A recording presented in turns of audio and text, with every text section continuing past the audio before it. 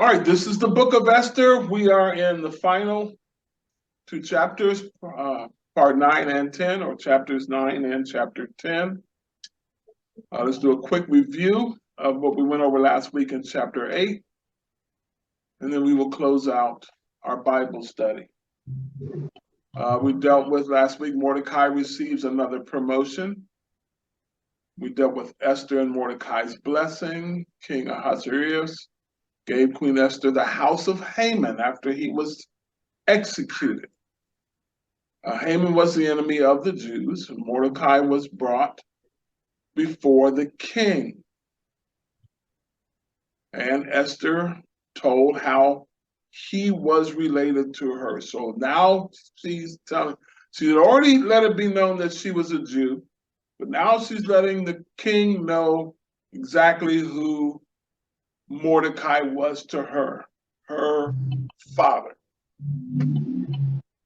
The king took off his signet ring and he gave it to Mordecai, another symbol of passing of authority. And Esther promoted Mordecai over the house of Haman. So everything that Haman had, his house, his goods, anything that Haman had been over, it was now given to Mordecai to do with whatever he deemed necessary. So Esther's petition before the king, again, this was her second audience with the king. She goes to the king again, falls at his feet, begging the king with tears to stop the plan of Haman. The king holds out the golden scepter to her again, another show of accepting her to come in without there being any fear of retribution. She stood up before the king, and this was Esther's request. Again, if it pleases the king, if I found favor in his sight and seems right to the king, revoke the letters devised by Haman. He wrote to annihilate the Jews. How can I endure to see the evil that will come upon my people? And how can I endure to see the destruction of my countrymen? One of the things that we've known since we've started this is that anytime the king made a decree and wrote letters, it could not be revoked. Once it was signed by him, once it was stamped with the signet ring, any decree that went out from the king with his authority, even he could not revoke it. He could not tear it up, turn it around. It's stated as fact, stated as law, and must be carried out. So this was King Ahasuerus' response to Queen Esther. He talked to both Esther and Mordecai. Again, Esther had been given Haman's house. They hanged Haman on the gallows. This is what kind of threw me a little bit last week too, was here you now have the gallows was set up so that Haman could hang Mordecai, and he could look at it whenever he wanted to. Here's Haman, here's Mordecai hanging on this impaled on this pole in his courtyard, at his house. He used it like a trophy. And now you got Haman hung on or impaled on the same 75-foot pole, but now it is no longer Haman's house, it is now Mordecai's house. So, because he tried to kill the Jews, the king's solution to his own decree, you yourselves write a decree concerning the Jews. This is what he told Esther and Mordecai. Put it in the king's name, seal it with the king's signet ring. Whatever is written in the king's name and sealed with the king's signet ring can never be revoked. Mordecai is given the charge.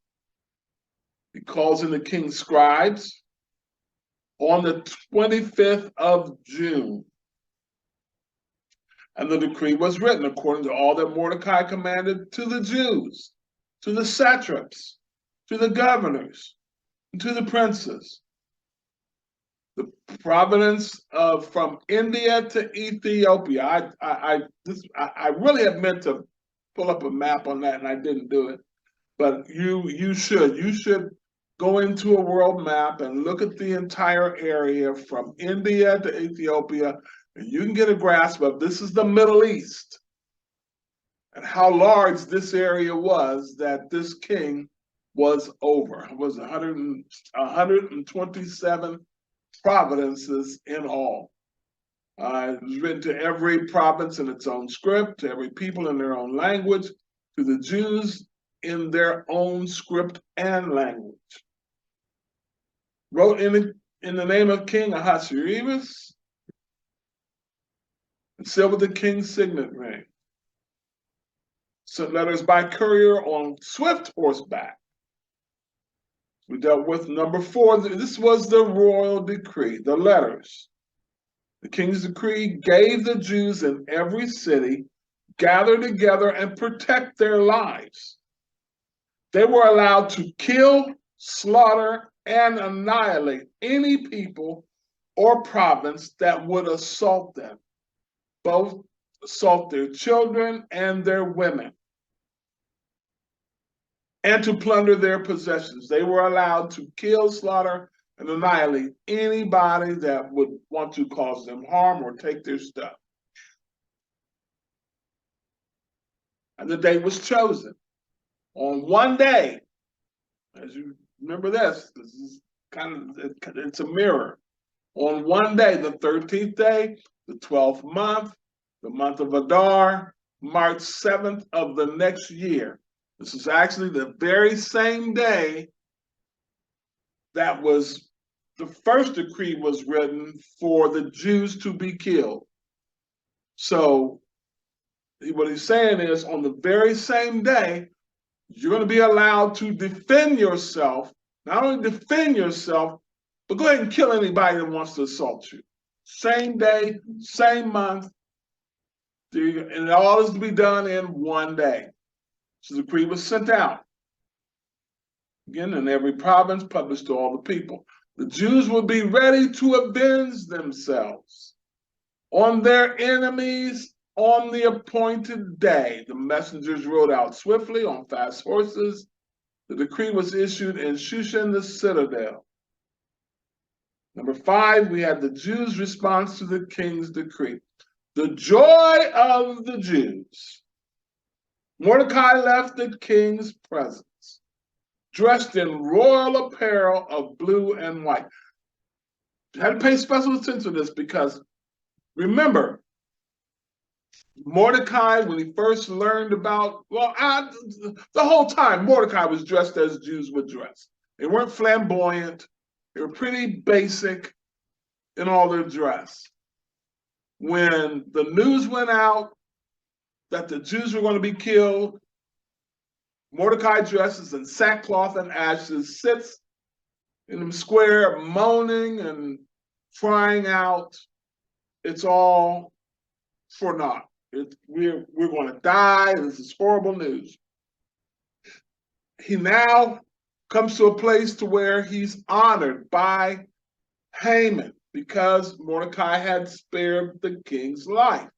So he was dressed in royal apparel, put on the king's horse, paraded around the city with Haman shouting, this is what the king does for those he plans to honor. But then it tells you afterwards that he goes right back to the street. So he takes off that apparel. Now he's going right back to putting on, it doesn't say sackcloth and ashes, but you see that he's gone back to sitting at the gate.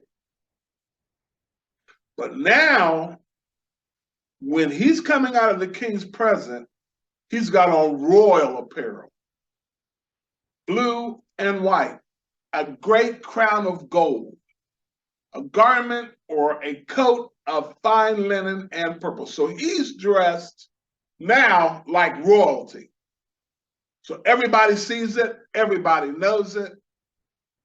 They understand Haman is dead. He's hanging on a pole 75 feet high. And here you got Mordecai, now just beaming because of what was done for him.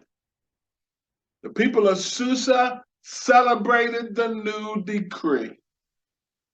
The Jews' celebration. The Jews were filled with joy and gladness. They were honored everywhere. Everybody if you were a Jew, now you were honored. In every province and city, the Jews rejoiced and had great celebration. They declared a feast and a holiday with much wine. Banquet. Many of the people of the land became Jews. They now became what we call proselytes. They converted to Judaism. Why? Because they feared what the Jews might do to them. So, are there any questions over what we went over in chapter number 8? Okay. If there are no questions, let us go on and get to it. This is chapter 9. The Jews destroy their tormentors. The New King James verses 1 through 10 says, now in the 12th month, that is the month of Adar, on the 13th day, the time came for the king's command and his decree to be executed.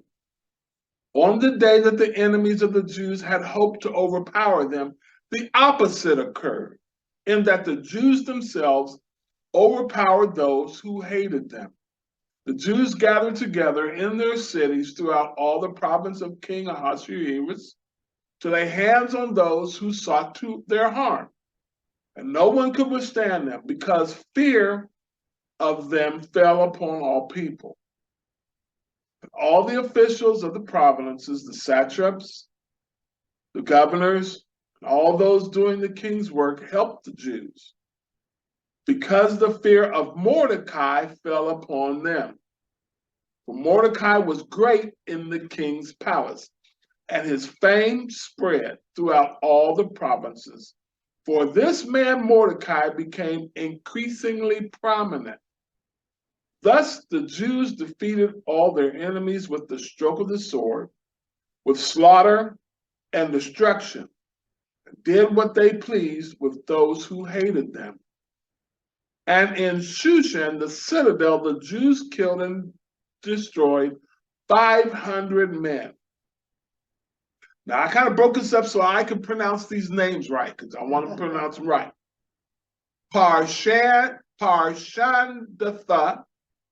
Dalphon, Aspatha, Horatha, Adalia, Ardatha, Parmeshta, Arishai, Aridai, and Vizetha, the 10 sons of Haman, the son of Hamathiah, Datha, the enemy of the Jews, they killed, but they did not lay hand on the plunder. Oh, I like how I pronounce them names. I thought I got it pretty good. Very well. I thought I got it pretty good. I had to break it down. Okay, so let's go. Dealing with the day of the king's decree. So on March 7th, the 2 decrees of the king were put into effect. But again, remember, there was 2 decrees. First decree was for everyone to kill the Jews. The second decree was for the Jews to kill anyone who sought to harm them. On that day, the enemies of the Jews had hoped to overpower them, but quite the opposite happened. It was the Jews who overpowered their enemies. Again, that 12th month, Adar, 13th day, March the 7th, 2 decrees the kings had put into effect. The enemy of the Jews had hoped to overpower them, but it did not happen. Verse 2, the turn of the tide. The Jews gathered in their cities throughout all the king's province to attack anyone who tried to harm them. But no one could make a stand against them, for everyone was afraid. And I found this so interesting because I think when the first edict went out, or the first decree went out, remember, there was a bounty on for anyone who killed a Jew. You were going to get paid. But now, the second decree goes out, and everybody reads it, that the Jews can now not only defend themselves, but kill anybody who sought to harm them. And you could do anything you wanted to and take their plunder. But there was no bounty. Just the Jews could do it. So I can imagine the people who had thought they were going to get a bounty, who now saw that they were going to be destroyed themselves. I bet you a bunch of them people left. Those that didn't leave decided they were going to become Jews, but there were still those who thought that with that greedy mind, if I kill me one or two, I'm going to get paid. They didn't run. They didn't change. It was just in their mind. There's still this bounty. The king cannot revoke it. I'm not afraid of a Jew anyway. I'm going to get me some bounty. So what happened? They gathered in their cities throughout all the king's provinces to attack anyone who tried to harm them, but no one could stand against them. Everyone was afraid of them. Help came from unlikely places. So in verse 3, it says, and all the nobles of the provinces, the highest officers, the governors, and the royal officials helped the Jews for fear of Mordecai. Remember, Haman had this position. Haman's dead because everybody now knows Mordecai saved the king's life, and Haman had set this out to kill Mordecai. So if you was on Haman's side, you now better be afraid because Haman's dead and Mordecai's now got the position.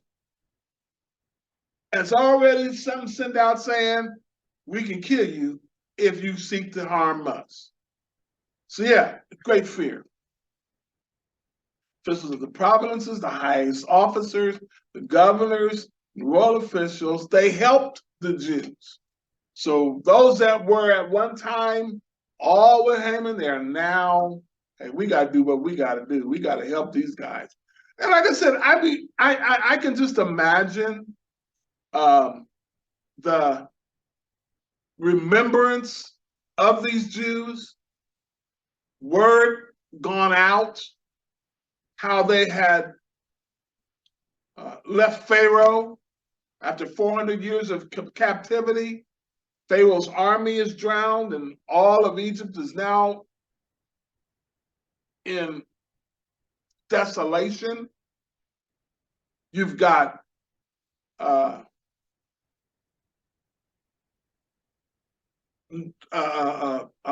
they have just been set free from Babylonian and Assyrian captivity.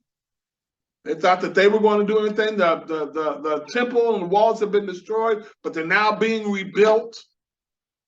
You know, they're seeing how you can't keep God's people down. So there's also that word that's out. So they're not just afraid of Mordecai, they're afraid of anybody who helps the Jews. Because these are people that you can knock down, but you can't knock out. Verse 4, Mordecai's status. For Mordecai had been promoted in the king's palace, and his fame spread throughout all the provinces as he became more and more powerful. So they knew all about Mordecai now. He's taken Haman's place, and he's a Jew.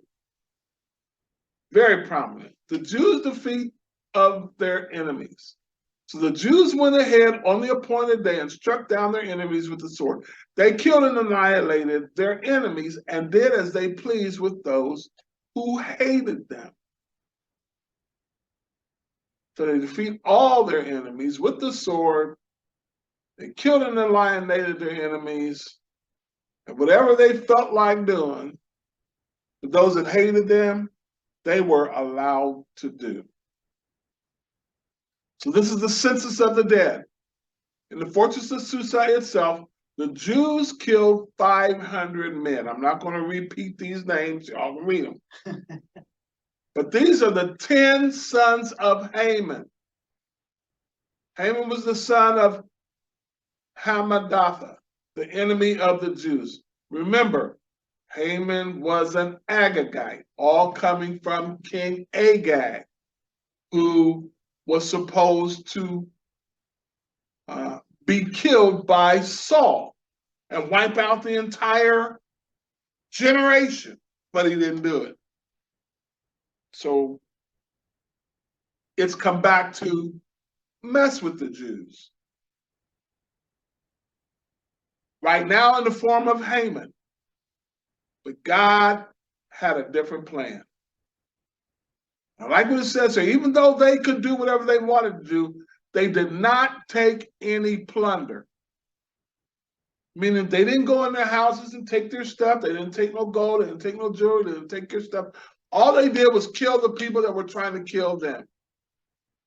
But they did not take their plunder. That's very important. The Jews killed and destroyed 500 men in Shushan the citadel. Also, there's the sons' names. 10 sons of Haman, the son of Hammedatha, the enemy of the Jews, but they did not take any plunder. Reason why I want you to understand this part about they didn't take any plunder, you have to go back to Saul and Agag. Saul was told to kill everything, kill the men, the women, the children, and to kill all the animals, to kill everything. But Saul chose choice of the animals, the cows, the sheep, and he let Agag live. Everything else he did what they were supposed to, but he kept some plunder. And it ended up him losing the throne because of disobedience, part of it, because of disobedience. That was the first thing that he did that was wrong. Second thing he did that was wrong was he went ahead and did the sacrifice before he was supposed to. Samuel was supposed to do the sacrifice. Saul went ahead and did it, thinking he was going, that Samuel wasn't coming. He lost everything. Obedience is better than sacrifice. And that's what Saul had said, why he kept the sheep and the steers and the cows. He said, I want to do it for sacrifice. But that's not what God required. God wanted obedience. So I'm thinking here, again, this is another reason why they did not take the plunder, because they realized that when you take those things that don't belong to you, bad stuff happens. And this is part. Could it also be they came full circle? Yes, I believe also. Yeah, it came full circle. I'm trying to think who was that, oh man, my brain is not working this evening, who took,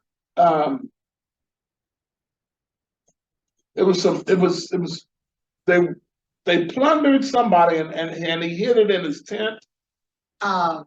With Joshua. Yeah. With Joshua. He was with Joshua. And he was supposed to, matter of fact, they were in war. They were winning. Battle of Jericho. They were winning. Then all of a sudden the tide turned and they started losing. When they come to find out, one of the men had taken some plunder that he wasn't supposed to take, and he buried it in his tent. And because he did some more disobedience, taking plunder, Joshua's army, the army started losing. Achan. That's it, Achan. And he had to die. His whole family died. His whole family died. Because they knew he buried it in the tent. They knew he buried that stuff in his tent. They didn't say nothing. Again, taking plunder. God didn't tell you to take plunder. He told you you can kill, but you can't take nothing. So yes, I do believe it was like going for a circle. Remembering when you're not obedient, what happens to you? Okay, so number 2, the report to the king. This is Esther 9, verses 11 through 19. So on that day, the number of those who were killed in Shushan the citadel was brought to the king. And the king said to Queen Esther, the Jews have killed and destroyed 500 men in Shushan the citadel and the 10 sons of Haman. What have they done in the rest of the king's provinces? See, this is just what was done in Shushan, 500 men. But remember, you got 120 provinces. So you want to know what's happened. Actually, this is what's happened here. I need to know what's happened in all my provinces. But he kind of switches. He goes, now, what is your petition that shall be granted you? Or what is your further request? It shall be done. Then Esther said, if it pleases the king, let it be granted to the Jews who are in Shushan to do it again tomorrow, according to today's decree, and let Haman's 10 sons be hanged on the gallows. So the king commanded this to be done. The decree was issued in Shushan, and they hanged Haman's 10 sons. So you got Haman hanging on a pole. Now you got his 10 sons hanging with him. And the Jews who were in Shushan gathered together again on the 14th day of the month of Adar and killed 300 men at Shushan, but they did not lay hand on the plunder. The remainder of the Jews in the king's provinces gathered together and protected their lives, had rest from their enemies, and killed 75,000 of their enemies, but did not lay hand on the plunder. Wow. This was on the 13th day of the month of Adar, and on the 14th day of the month they rested and made it a day of feasting and gladness. But the Jews who were at Shushan assembled together on the 13th day as well as on the 14th, and on the 15th of the month they rested and made it a day of feasting and gladness. Therefore the Jews of the villages who dwelt in the unwalled towns celebrated the 14th day of the month of Adar with gladness and feasting as a holiday, and for sending presents to one another. So here we go. King's response, this is in the New Living Translation. That very day when the king was informed of the number of the people killed in the fortress of Susa, he called for Queen Esther and said, the Jews have killed 500 men in the fortress of Susa alone, as well as Haman's 10 sons. If they have done that here, what has happened in the rest of the provinces? But now, what more do you want? It will be granted to you. Tell me, and I will do it. He was in love with this woman. The king of king was informed of the number of the people killed in Susa. He called for Queen Esther. The Jews have killed and destroyed 500 men in Susa and the citadel, as well as Haman's 10 sons. So what is going on in the rest of my province? If this is what's happened here, my goodness gracious, I want to know what's happening all over. So what more do you want? I'm going to give it to you. Tell me, and I will do it. So here's Esther's response. If it pleases the king, give the Jews in Susa permission to do it again tomorrow, as they have done today. That the bodies of Haman's 10 sons be impaled on a pole. So the king agreed, and the decree was announced in Susa, and they impaled the bodies of Haman's 10 sons. So Esther was very, very smart. 500 men were killed, but she knew there was still some more out there. Again, you got a bounty that's set to kill. She's like, I'm the queen, and I know more than 500 men are out here that we done destroyed. You Yeah, you said one day. We did it in one day, but there's still some more. Give me one more day to clean out the whole house. And these 10 sons of Haman, put them on a pole and string them up. They dead, don't matter. Display them just like you displayed Haman. Let everybody know. You don't mess with us. Please the king. Do it again tomorrow. So you can just see the decree. This was just in Susa. Wasn't about going all over. This is just right where we live, right here in this kingdom right here. Let us have one more day to clean out the house and put Haman's sons on display. So the king commanded this to be done. The decree was issued in Shushan. They impaled the bodies of Haman's 10 sons, the second day of destruction. Then the Jews in Susa gathered together on March the 8th and killed 300 more men, and again, they took no plunder. So all in all, you got 800 men dead. That's still a lot of people. Then the Jews in Susa gathered together on March the 8th, killed 300 men. Again, they took no plunder. End of the king's decree. Meanwhile, the other Jews throughout the king's provinces had gathered together to defend their lives.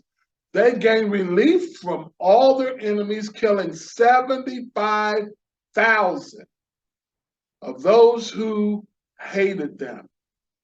But they did not take any plunder. This was done throughout the province of on March the 7th, and on March the 8th, they rested, celebrating their victory with a day of feasting and gladness. Anybody watch the game on Saturday? How's that game? If you saw the stadium full of people, what do they have, 103,000? 3/4 of that stadium is dead. That's a lot of folk. 75,000 were killed. My goodness, that's a whole lot of guys. They rested from their enemies, killing 75,000. And again, they didn't take any plunder. It's all done on March the 7th, and on March 8th, they rested. Made it a day of feasting and gladness. Let the celebration begin. The Jews at Susa killed their enemies on March the 7th and again on March the 8th. Then they rested on March the 9th, making that their day of feasting and gladness. So to this day, ruled Jews living in remote villages celebrate an annual festival and holiday on the appointed day in late winter. Then they rejoice and send gifts of food to each other. Sound like Christmas to me. The Jews of Susa killed their enemies. They did it on March the 7th and March the 8th. Got to remember, the other provinces, they only did it on March the 7th and on March the 8th. They rested. But there at Susa, they killed on March 7th and on March 8th, and they rested on March 9th. So I didn't want you to get confused when in reading this.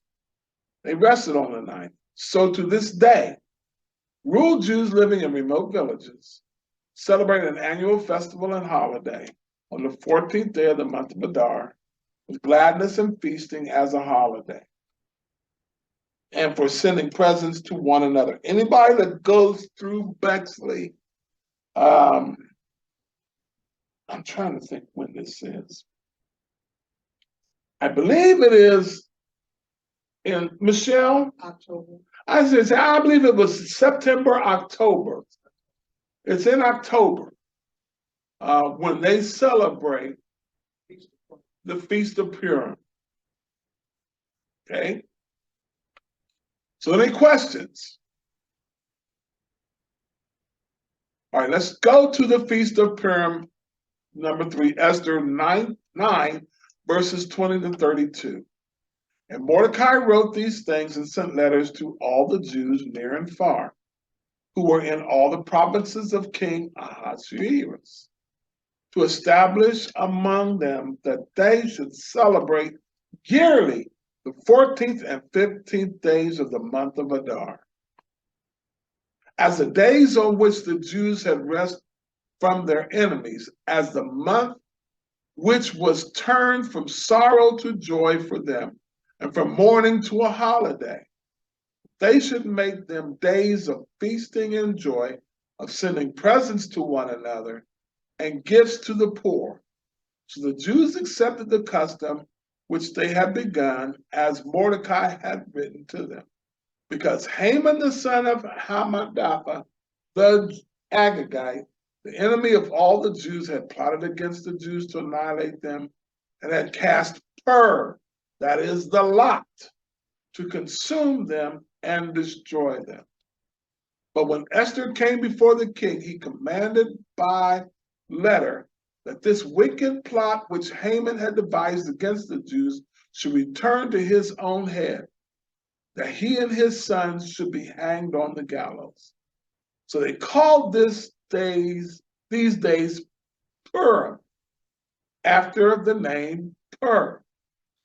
Therefore, because of all the words of this letter, what they had seen concerning this matter, and what had happened to them, the Jews established and imposed it upon themselves and their descendants and all who would join them, that without fail they should celebrate these 2 days every year according to the written instructions and according to the prescribed time, that these days should be remembered and kept throughout every generation, every family, every province, and in every city, that these days of Purim should not fail to be observed among the Jews, and that the memory of them should not perish among their descendants. Then Queen Esther, the daughter of Abihail, with Mordecai the Jew, wrote with full authority to confirm this second letter about Purim. And Mordecai sent letters to all the Jews to the 127 provinces of the kingdom of Ahasuerus with words of peace and truth, to confirm these days of Purim at their appointed time, as Mordecai the Jew, the Queen Esther, had prescribed for them, and as they had decreed for themselves and their descendants concerning matters of their fasting and lamenting. So the decree of Esther confirmed these matters of Purim, and it was written in the book. So Mordecai recorded these events and sent letters to Jews near and far throughout all the provinces of King Xerxes, calling on them to celebrate an annual festival of the 2 days. Told them to celebrate these days with feasting and gladness, and by giving gifts of food to each other and presents to the poor. This would commemorate a time when the Jews gained relief from their enemies, when their sorrow was turned into gladness and their mourning into joy. Letters were sent throughout all the provinces. This was a day that they are still celebrating today, the 14th and 15th days of the month of Adar. He told them to celebrate these days. Have a feast, enjoy yourselves, be happy, be glad. Give gifts of food, share with one another, and give some presents to the poor. Commemorate this time. We have gained relief from our enemies again. The Jews agreed to the celebration, 23 to 25. So the Jews accepted Mordecai's proposal and adopted this annual custom. Haman, the son of Hammedatha, the Agagite, the enemy of the Jews, had plotted to crush and destroy them on the date determined by casting lots. The lots were called Purim. But when Esther came before the king, he issued a decree causing Haman's evil plot to backfire. Haman and his sons were impaled on a sharpened pole. Oh my God, I can't even imagine that. That goes beyond my whole perspective of even seeing something like that. You know, if you were one of Haman's sons, Oh, You yeah. would not be happy. Oh, no, you ain't happy. Your daddy done screwed up. Oh, my goodness. Your daddy done messed up real bad, and we paying for it.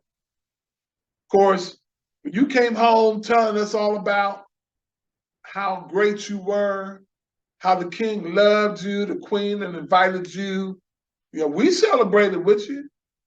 Matter of fact, we had our chest popped out. My daddy is this. My daddy's better than your daddy. Yeah, kids do. So I can see them being all full of themselves because their father was now in this great position up under the king. But once tide was turned, you right. I'm sure they were shaking in their boots too. When that day came, they not only killed 500 men, all 10 of Haman's sons were killed as well and put out on display.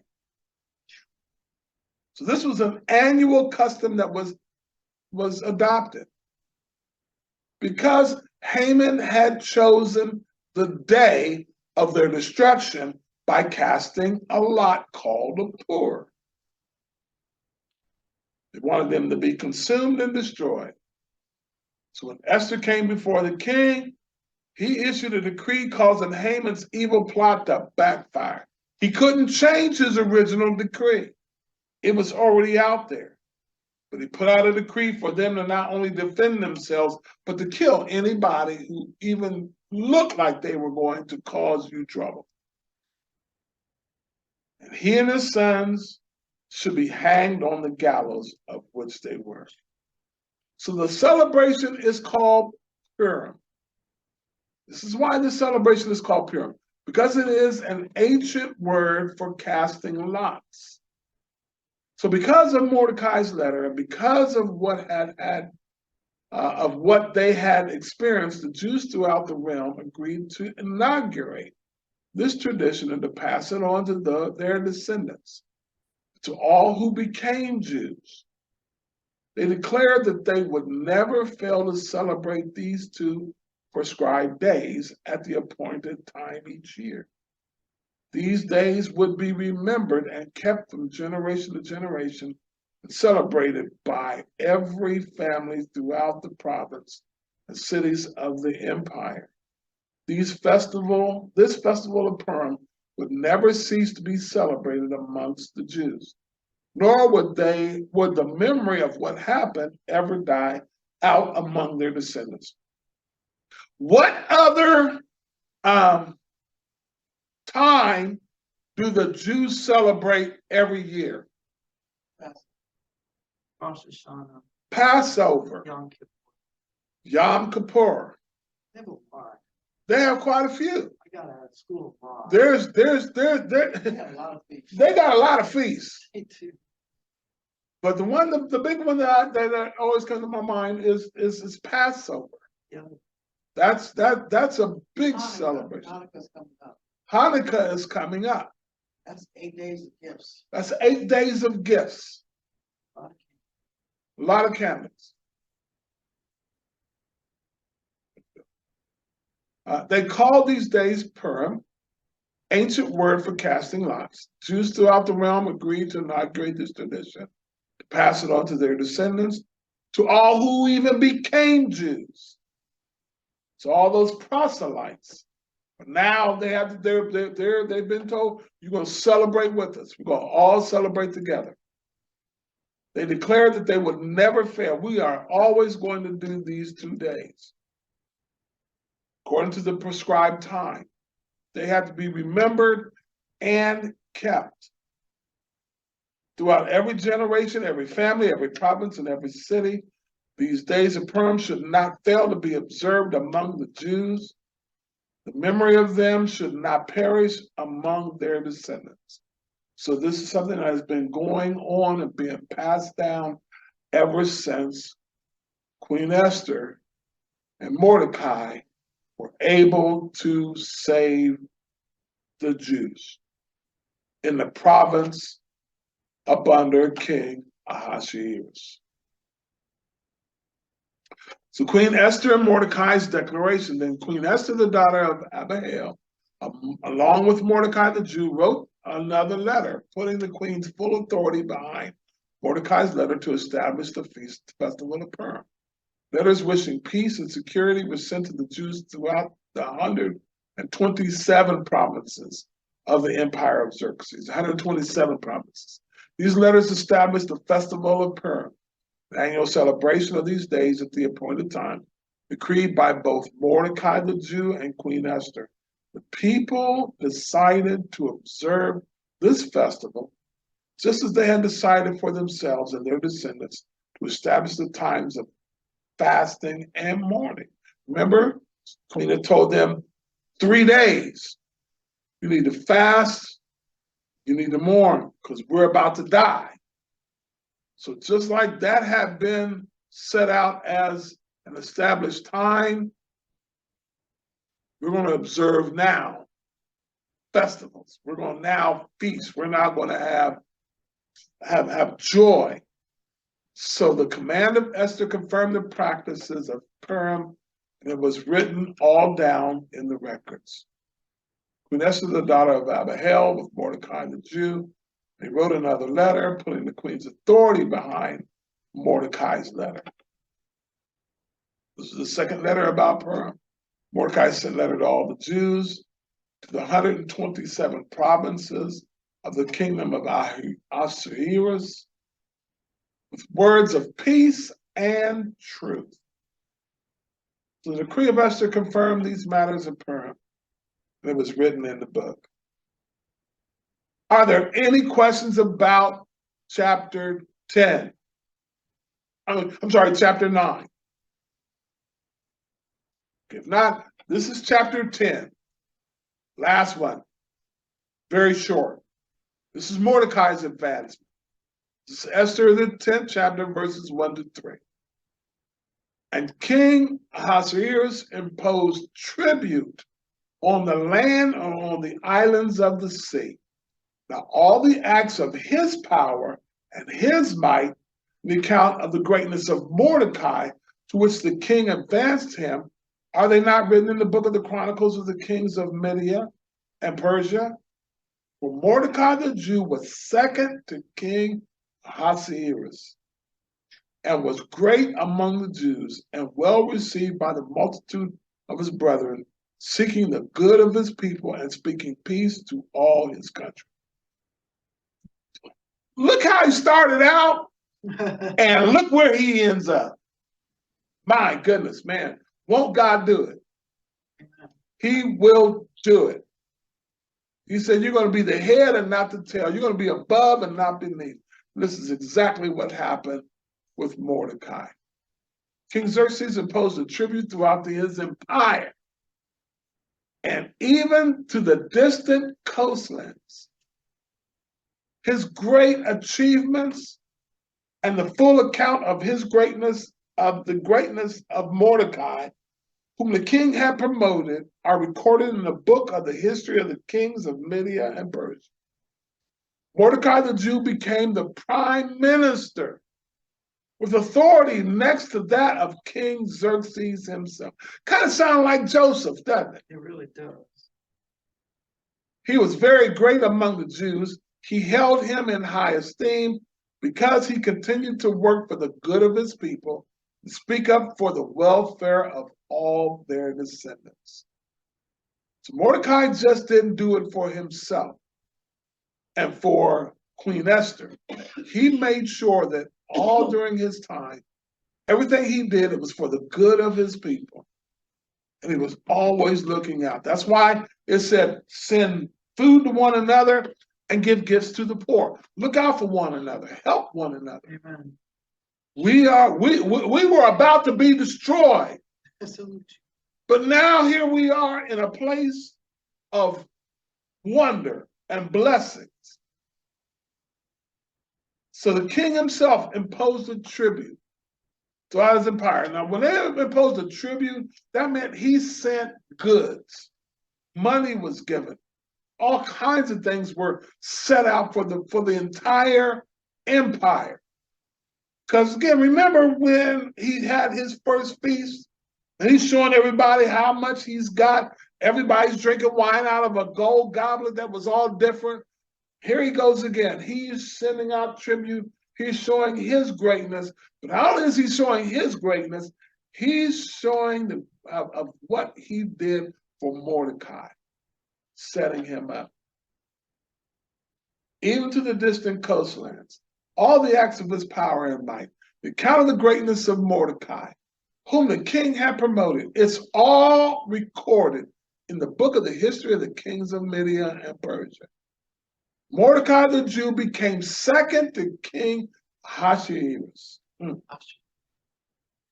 Was great among the Jews. They held him in high esteem.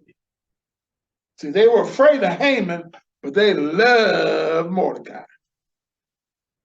Seeking the good of his people and speaking peace to all his country. Any questions about chapter 10? If there's not, this is the end of the book of Esther. I have totally enjoyed it. I've read Esther before, but this really became alive. So let's just do some quick review questions for the chapters 9 and 10. What were the main points of this chapter for chapter 9? The Jews destroy their tormentors, the report to the king, the feast of Purim, and Mordecai's advancement.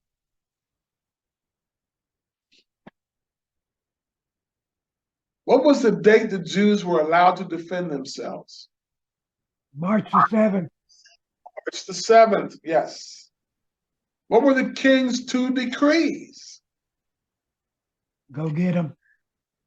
First one was to have the Jews throughout the kingdom to be killed. What was the second decree? Jews can protect themselves. Jews were to kill anyone who tried to harm them. It's beyond that. Yeah. Yeah. Where did the Jews' help come from?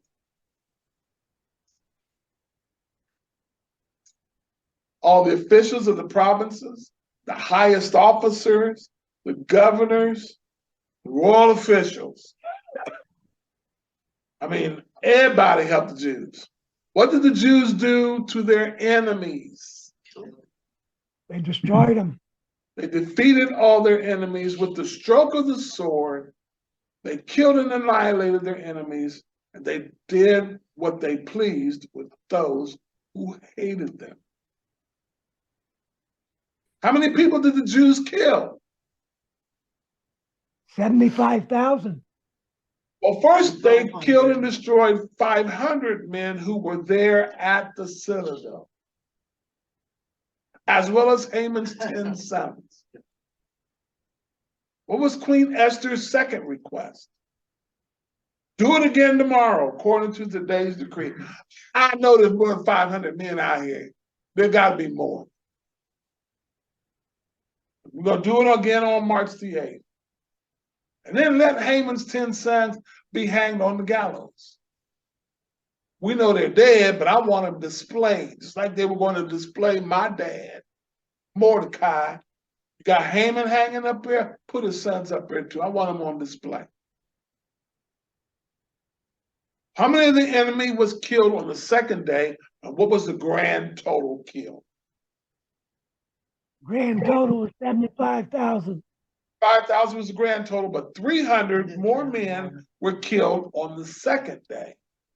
Yep. No. Grand total was 75,000 of their enemies. What was the letter that Mordecai wrote and sent out to the kingdom? To establish that they should celebrate yearly the 14th and 15th days of the month of Adar. Told them to celebrate these days with feasting and gladness, by giving gifts of food to each other and presents to the poor, and to commemorate a time when the Jews gained relief from their enemies. Last question, what happened to Mordecai? He was elevated. He became second to King Ahasuerus. prime minister, was great amongst the Jews, and they held him in high esteem. Any questions over the book of Esther? I hope you all have enjoyed this. I truly have. Gives you a little bit more meaning of, even though God was not mentioned once in this book, you see God all throughout, All over it. Yeah. all over it. So that just goes to say, even when he's silent with us, he's still working with us. Even when we don't hear his voice, even when we don't see things working out the way we think they should work out, God is still working behind the scenes for our benefit. When things look hopeless, we serve a God who is hopeful. Amen. Amen. Become faithless, but he is always faithful. And he'll always do for us because he made a promise. I'll never leave you. I'll never forsake you. We have to hold on to that. Even in the midst of when things seem crazy, we have a God who will always be there for you.